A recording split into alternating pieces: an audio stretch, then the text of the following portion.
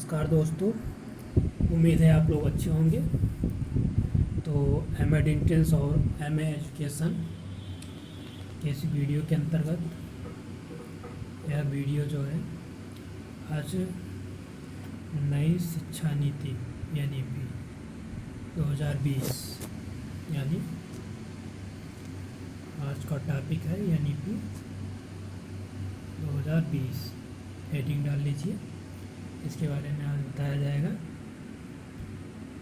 यानी 2020 में कौन कौन से क्वेश्चन आते हैं, किस प्रकार के हैं। और यदि आपने चैनल को लाइक नहीं किया है तो लाइक करें, सब्सक्राइब करें, शेयर करें, दोस्तों को ज़रूर बताएं। ठीक, तो यहाँ से पहला प्रश्न क्या है? पहला प्रश्न यही बनता है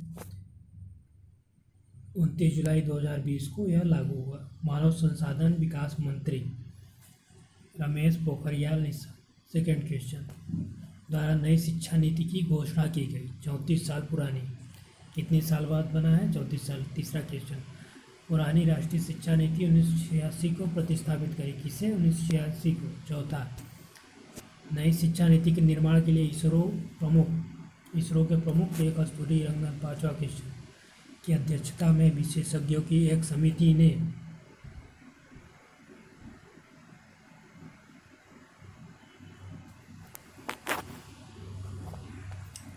मई 2019 को राष्ट्रीय शिक्षा नीति 2020 का मसौदा तैयार किया। यहाँ से ऊपर से 5 क्वेश्चन बने। आगे क्या है? भारत की पहली शिक्षा नीति 1968 में, याद रखिए, इंदिरा गांधी की सरकार में है, जिसका प्रमुख सुझाव कोठारी आयोग ने दिया था। कोठारी आयोग ने दिया था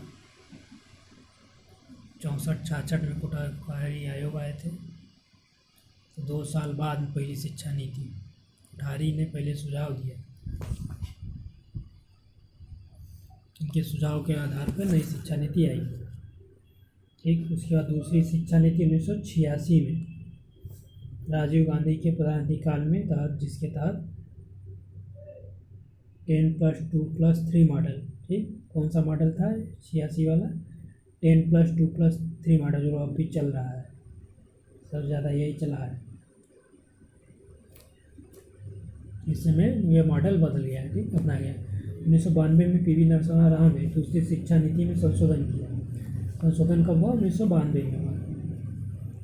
संशोधन 1992 में हुआ। पी.वी. नरसिम्हा राव थे उस समय।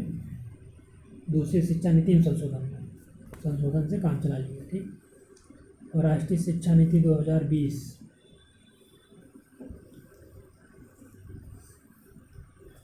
वर्ष 1968 और 86 के बाद स्वतंत्र भारत की तीसरी शिक्षा नीति है। याद रखिए, स्वतंत्र भारत की तीसरी शिक्षा नीति है। मानव संसाधन विकास मंत्रालय का नाम बदल के शिक्षा मंत्रालय कर दिया। नेक्स्ट क्वेश्चन, पहला क्वेश्चन हुआ किसका बदला? इसका बदल के इसका कर दिया गया। याद रखें, रमेश पोखरियाल निशंक प्रथम शिक्षा मंत्री कहलाए। प्रथम शिक्षा मंत्री कौन? रमेश पोखरियाल निशंक, क्योंकि नाम बदल गया। नई शिक्षा नीति के तहत वर्तमान में सक्रिय 10+2 के शैक्षिक मॉडल के स्थान पर 5+3+3+4 मॉडल, ये मॉडल आ गया। याद रखिए, इसके स्थान पे ये मॉडल आ गया। तो कैसे याद करेंगे इसको? 5-3-3-4, 5-3-3-4, 3-5-34 ऐसे याद कर लें, या 5-3-3-4 याद कर लें, या यहाँ देखिए ये 4-5, किनारे 4 है, इधर 5, बीच में 3-3, यानी बीच में 3-3 समान है, सब एक लाइन से हैं। 3-3-4-5। ठीक, उसके बाद अगला पॉइंट है, शिक्षण के माध्यम में 5वीं तक मातृभाषा, स्थानीय भाषा या क्षेत्रीय भाषा का इस्तेमाल किया गया। कक्षा 5वीं तक मातृभाषा। ठीक, मातृभाषा, स्थानीय भाषा या क्षेत्रीय भाषा, समझ रहे हैं? मतलब बच्चा जिस एरिया में रह रहा है, जैसे साउथ वाला रहा है तो वहाँ की भाषा बोलेगा, कर्नाटक कन्नड़ बोलेगा, तमिल पढ़ेगा 5 तक, केरली पढ़ेगा 5 तक। ठीक, हिंदी भाषी क्या है तो हिंदी पढ़ेगा, उत्तर प्रदेश बिहार का हिंदी पढ़ेगा।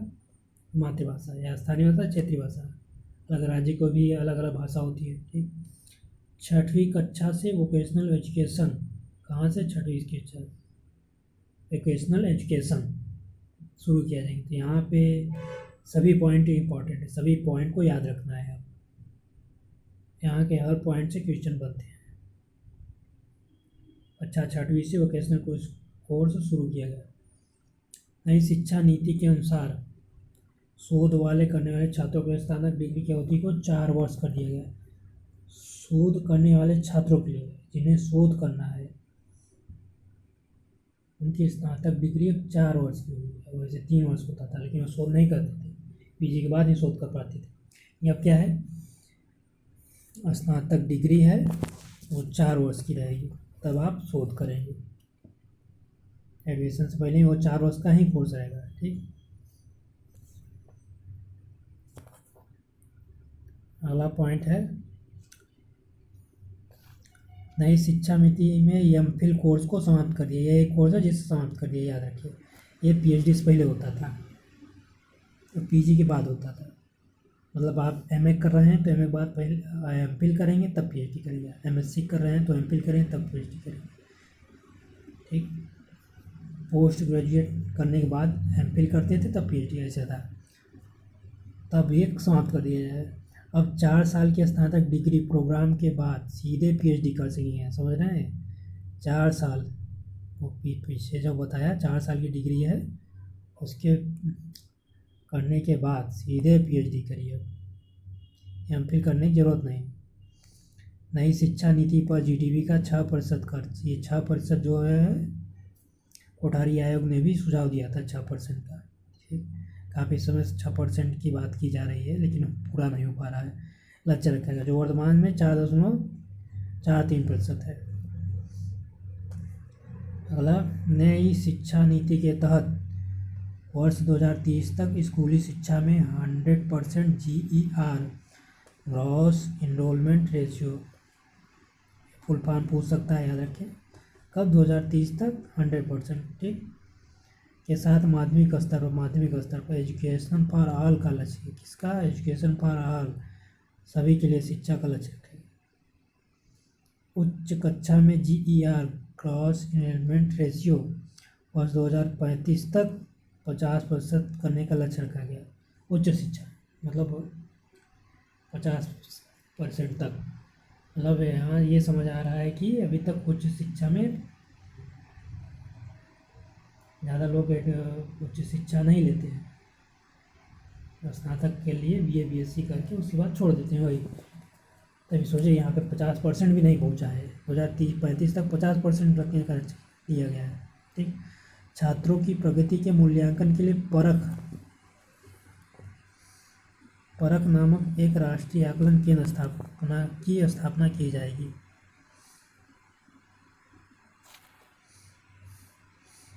छात्रों की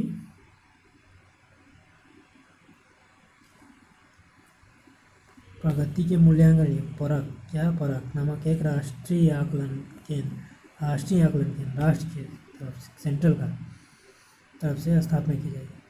नई शिक्षा नीति का लक्ष्य 2030 तक 3 से 18 आयु वर्ष के प्रत्येक बच्चे को गुणवत्तापूर्ण शिक्षा प्रदान 2030 तक। UGC AICTE NCTE को हटाकर higher education commission of India का निर्माण किया जाएगा। ठीक, किसका निर्माण किया जाएगा? Higher commission. किसको हटाकर? UGC AICTE NCTE।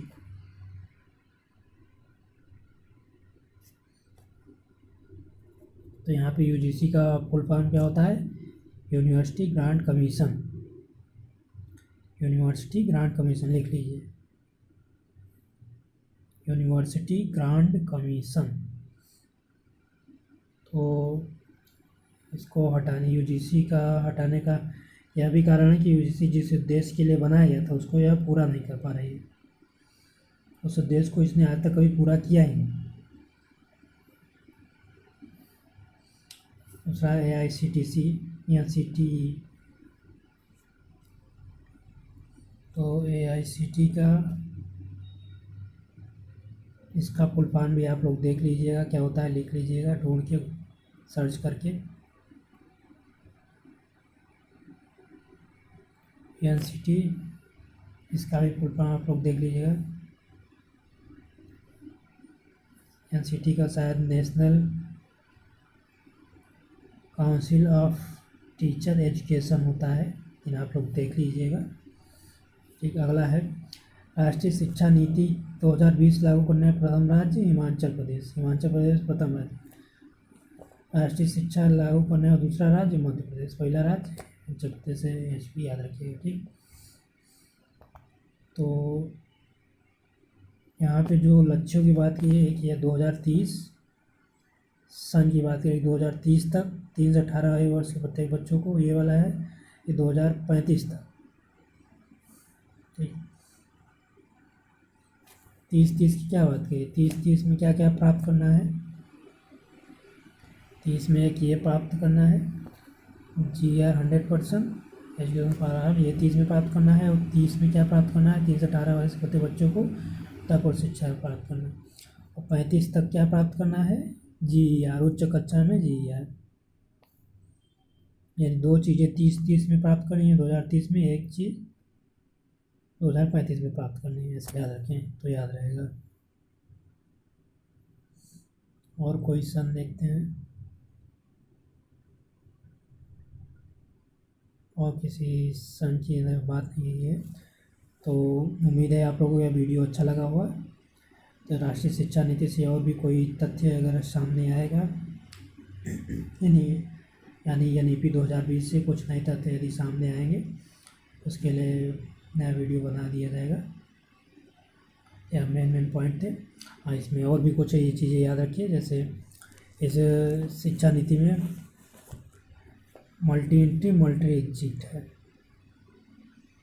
Multi entry ENTRY, multi entry multi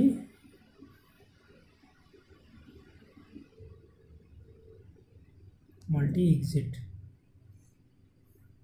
multi exit मतलब मल्टी एंट्री मतलब कोई भी किसी भी स्ट्रीम में घुस सकता है। साइंस वाला आर्ट में जा सकता है, आर्ट वाला साइंस में जा सकता है, कॉमर्स में जा सकता है, कॉमर्स वाला आर्ट में, साइंस में, कहीं भी जा सकता है। वही मल्टी एंट्री। ठीक, आप इधर भी जा सकते हैं, इधर भी जा सकते हैं, इधर आर्ट कॉमर्स साइंस इधर भी जा सकते हैं। मल्टी एग्जिट आप कहीं भी जा सकते हैं, कहीं भी निकल सकते हैं। ठीक, अब जैसे आर्ट में चले गए तो आर्ट से अब कॉमर्स में चले जाइए, कॉमर्स के अगले कोर्स में, या साइंस के अगले कोर्स में चले जाइए। पहले क्या होता था, पहले बाउंडेशन होता ना था कि आर्ट से BA के हैं तो आर्ट से ही MA करेंगे, अब आर्ट से ही PhD करेंगे, सब कुछ आर्ट से ही करेंगे। कॉमर्स से इंटर किए हैं तो कॉमर्स से ग्रेजुएशन भी कीजिए, कॉमर्स से PG भी कीजिए, ऐसा था। लेकिन अब ये नहीं है, आज़ाद कर दिया गया है, स्वतंत्र कर दिया है छात्र को।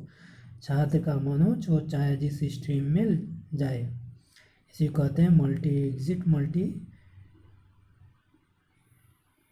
एंट्री। ये याद रखिएगा, एक पॉइंट ये है।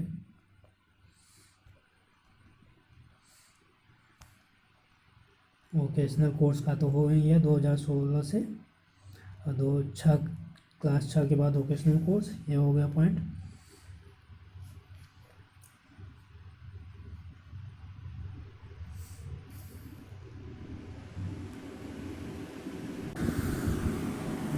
तो आगे देखते हैं इसमें आगे क्या है। 10वीं बोर्ड खत्म। 10वीं बोर्ड की जो परीक्षाएं होती थी वो खत्म हो गई, मतलब वो 10वीं बोर्ड नहीं होगा। वो हाई स्कूल जो हम चिल्लाते थे, लोग टेंशन लेते थे, खुद पढ़ते थे, कोचिंग हाई स्कूल से ही कोचिंग करना चालू कर देते, तो 10वीं बोर्ड खत्म हो गया, ये बात है, याद रखिएगा। ये MPhil भी बंद हो गया, मतलब दो चीज़ बंद हो गया, 10वीं बोर्ड बंद हो गया, MPhil बंद हो गया, ये दो चीज़ें बंद हो गई। ठीक, याद रखिए। आगे क्या है, माननीय शिक्षा मंत्री शिक्षा विभाग भारत सरकार द्वारा प्रस्तावित नई शिक्षा नीति 2020 को आज कैबिनेट मंत्री ने स्वीकृति प्रदान कर दी। आज केंद्रीय सरकार के आदेश से 36 साल बाद देश की नई शिक्षा नीति लागू हो गई है। 36 साल बाद लागू हुई, बनी 34 साल बाद, लागू हुई 36 साल बाद। मतलब 2022 चल रहा है, 2020 में आया, 2020 में आया तो 34 साल बाद आया, लागू 2022 में हुआ, 2 साल बाद लागू हुआ, यानी 36 साल बाद। कैबिनेट ने नई शिक्षा नीति, न्यू एजुकेशन पॉलिसी 2020 को हरी झंडी दे दी। 34 साल बाद शिक्षा नीति में बदलाव किया गया। नई शिक्षा नीति में देखें बातें इस तरीके हैं जो मैंने बताया है, 5 3 3 4 वाला मॉडल, 5 + 3 + 3 + 4। और इसमें है क्या, किस प्रकार होगा वो देखिए आप। इसमें कार्यक्रम किस प्रकार किए जाएंगे, इसमें कार्यक्रम किस प्रकार किए जाएंगे वो आप लोग देखिए।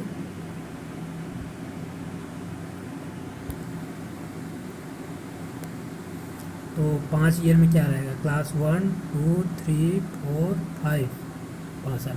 तो नर्सरी जो होगा,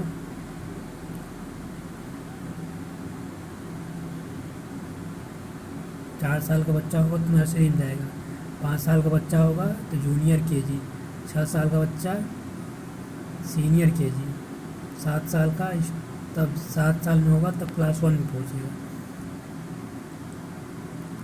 8 साल का होगा क्लास 2 में पहुँचेगा। 5 ईयर को फंडामेंटल कहेंगे, इस 5 साल को फंडामेंटल कहेंगे। उधर 3 साल को प्रिपरेटरी कहेंगे, 3 ईयर को मिडल कहेंगे, 4 ईयर को सेकेंडरी कहेंगे। इसका नाम भी याद रखिएगा। 3 ईयर में क्या है, क्लास 3 में जाएगा तो 9 साल का हो जाएगा, क्लास 4 में जाएगा तो 10 साल का हो जाएगा, 5 में जाएगा 11 साल का हो जाएगा। मिडल में क्या रहेगा,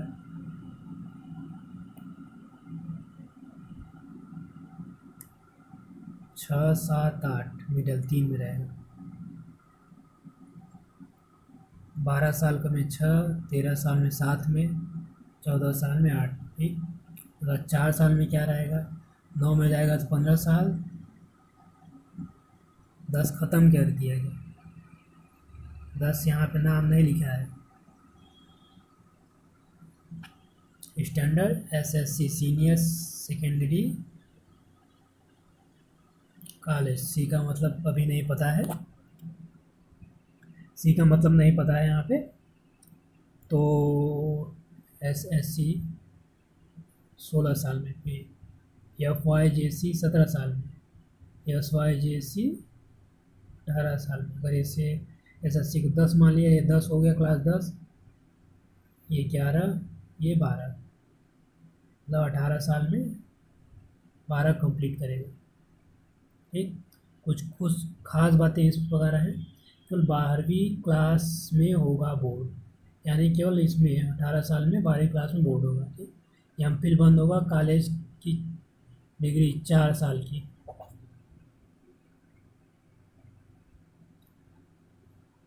दसवीं बोर्ड यहाँ फिर भी बंद होगा, यहाँ आप लोग दिखाएंगे, ठीक। और क्या बातें हैं ये देखते हैं।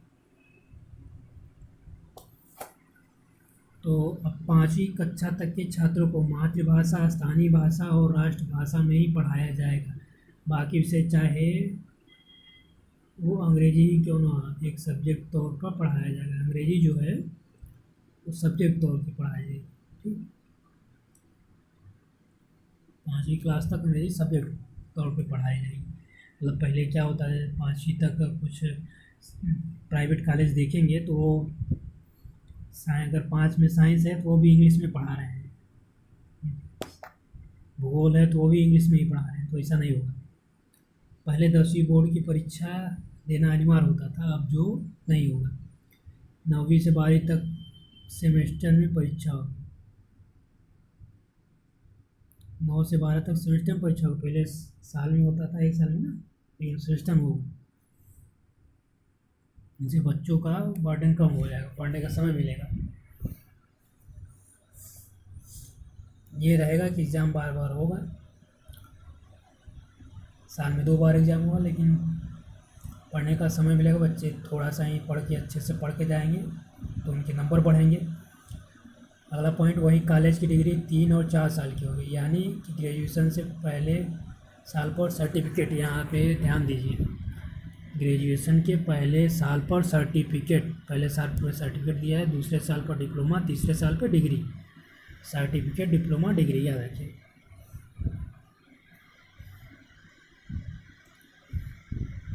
मतलब यदि आपने बीए में एडमिशन ले लिया 3 साल का, ठीक, पहले 1 साल पूरा हो गया तो अब सर्टिफिकेट दे दिया जाएगा भाई, दूसरा साल पूरा कर दिया डिप्लोमा दे दिया जाएगा, और सब तीसरे साल पढ़ाई आपने छोड़ दी,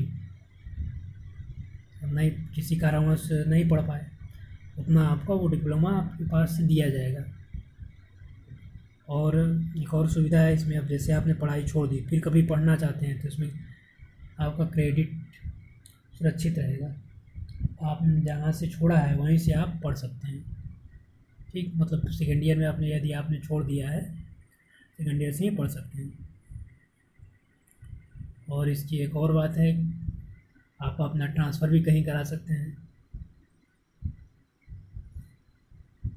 यदि आप किसी एक कॉलेज से दूसरे कॉलेज में ट्रांसफ़र भी करा सकते हैं अपने, मान लीजिए बीए में एडमिशन ले लिया या बीएससी एडमिशन ले लिया, 1 साल पढ़ा नहीं जम रहा है तो किसी दूसरे जगह आप ले सकें एडमिशन, ये भी एक सुविधा है। तो यहाँ पर अगले पॉइंट की बात करते हैं, देखिए 3 साल की डिग्री उन छात्रों के लिए जिन्हें हायर एजुकेशन नहीं लेना है, जिन्हें अब हायर नहीं लेना 3 साल करके बैठ जाएँ, 3 साल उनके लिए है। वहीं हायर एजुकेशन करने वाले छात्रों को 4 साल की डिग्री करनी होगी, यानी आपको पहले से सोच लेना है कि हायर में जाना है कि नहीं जाना है। 4 साल की डिग्री वाले स्टूडेंट 1 साल में एमए कर सकेंगे, यदि उन्होंने अब 4 साल डिग्री कर लिया तो उन्हें एमए करने के लिए केवल 1 साल करने होंगे। एमए के छात्र सीधे पीएचडी कर सकेंगे, एमए या एमएससी के छात्र सीधे पीएचडी कर सकेंगे,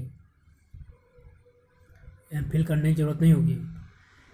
अगला पॉइंट, स्टूडेंट बीच में कर सकेंगे दूसरे कोर्स, हायर एजुकेशन में 2035 तक ग्रास एनरोलमेंट रेशियो 50% हो जाएगा, ये तो बता दिया था। वही नई शिक्षा नीति के तहत कोई छात्र एक कोर्स बीच में अगर कोई दूसरा कोर्स करना चाहे तो पहले कोर्स से सीमित समय के लिए ब्रेक लेकर वो दूसरा कोर्स कर सकता है, वो सीमित समय के लिए ब्रेक कर ले, उसके बाद दूसरा कोर्स में कर ले, उसके बाद फिर वापस आए उसको करें।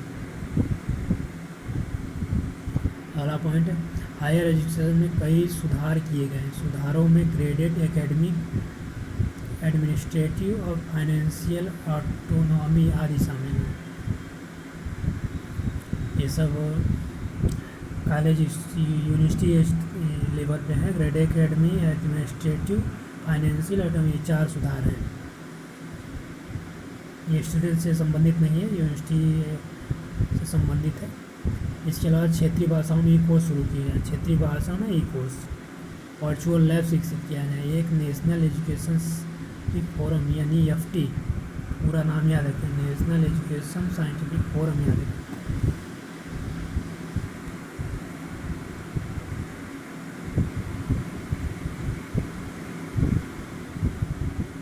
सरकारी, निजी, डीम सभी संस्थानों के लिए होंगे समान नियम, अभी सभी के लिए अलग अलग नियम होंगे, निजी के लिए अलग नियम, डीम के अलग नियम, सब अपने अपने हिसाब से करते थे, लेकिन हम सबके लिए एक समान नियम है। तो ये था आज का वीडियो, यदि आप लोगों को अच्छा लगा हो तो लाइक शेयर सब्सक्राइब जरूर करें, क्योंकि यही तो मेरा पुनर्बल है, रीइंफोर्समेंट है। तो आज के लिए इतना ही, जय हिंद, जय भारत।